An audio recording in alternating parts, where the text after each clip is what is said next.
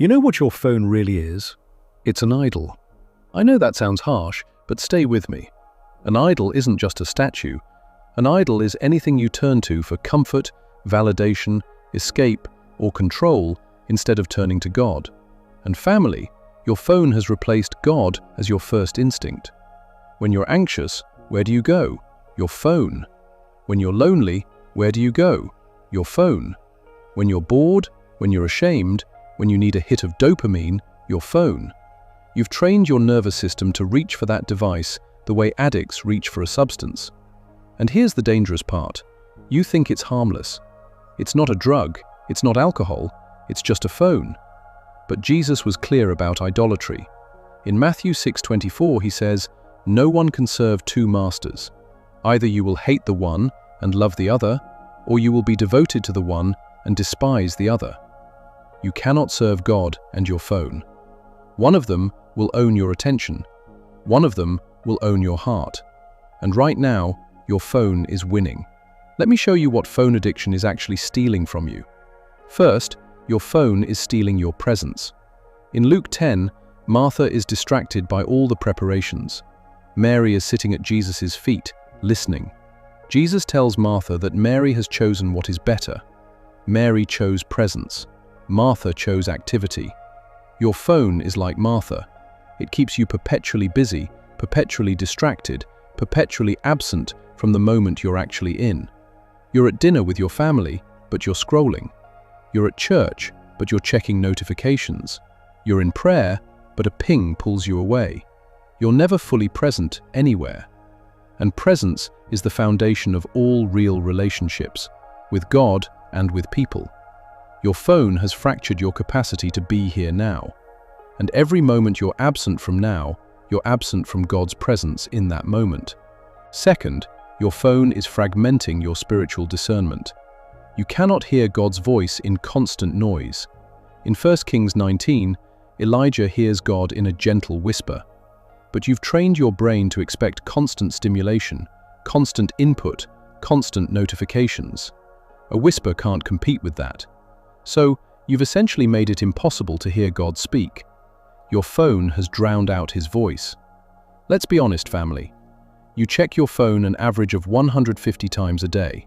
That means every 10 minutes you're breaking focus, breaking presence, breaking the stillness where God speaks. You wonder why your prayer life feels distant. You wonder why you can't hear God's direction. It's not that God is silent. It's that you've made yourself deaf to anything quieter than a notification sound. Third, your phone is fueling comparison and shame. In 1 John 2:15, John writes, "Do not love the world or anything in the world." Your phone is a portal to the world's validation system. You see everyone's highlight reel. You measure your life against their image. You feel inadequate.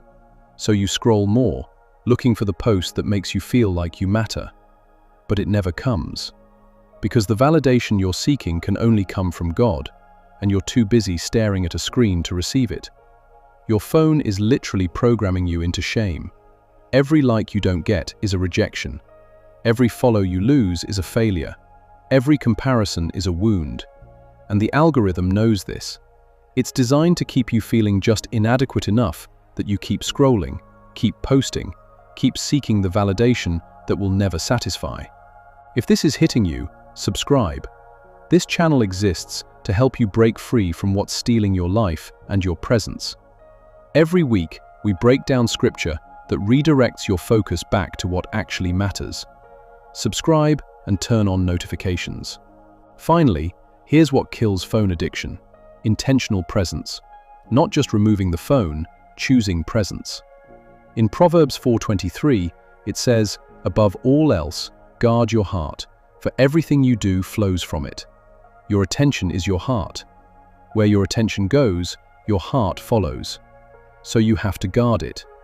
This means specific boundaries: phone-free meals, phone-free bedrooms, phone-free first hours of the morning, phone-free prayer times.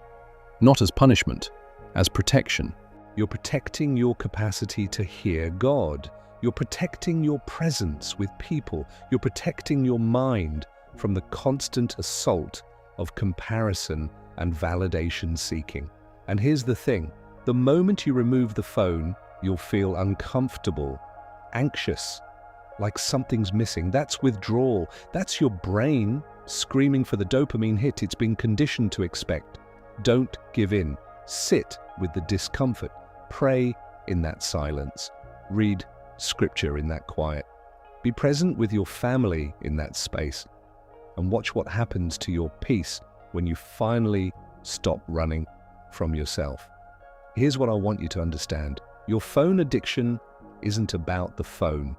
It's about what you're running from. Shame, loneliness, inadequacy, emptiness. And until you address what you're escaping, you'll keep reaching for the escape. But the real freedom comes when you turn toward God instead of toward your phone. Stop being present to your device and absent from your life. Stop scrolling instead of seeking. Stop comparing instead of trusting. That's the shift from addiction to authenticity. Type in the comments, I choose presence over notifications. God has my full attention now. And mean it. Thank you for watching. Please like and subscribe. Your subscription helps us reach people ready to reclaim their lives. I'll see you in the next one.